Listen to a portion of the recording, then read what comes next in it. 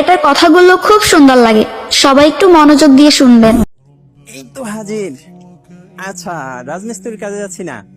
এখন যদি আপনাকে এই 5টা ইট একসাথে হাতে দিয়ে বলি 1 ঘন্টা দাঁড়িয়ে থাকার জন্য, পসিবল হবে তো?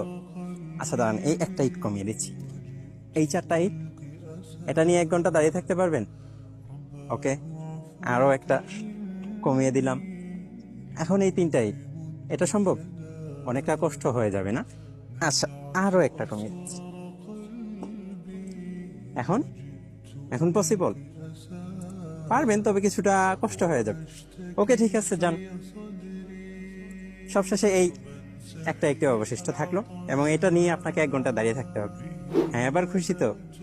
ঠিক এইভাবেই মেরাজের রাতে নবী করিম সাল্লাল্লাহু আলাইহি ওয়াসাল্লাম আল্লাহর কাছ থেকে 50 ওয়াক্ত নামাজের পরিবর্তে মাত্র 5 ওয়াক্ত নামাজ নিয়ে এসেছিলেন আমাদের জন্য। আর আপনি যদি এই 5 ওয়াক্ত নামাজই ঠিকঠাক মতো আদায় করেন, তাহলে সেই 50 ওয়াক্ত নামাজের সওয়াবই পাবেন। সুবহানাল্লাহ, আল্লাহ তাআলা কতটা দয়াশীল আমাদের জন্য। তাই আর অবহেলা নয়, চলুন আজ থেকে নামাজকে বন্ধু বানিয়ে নেই।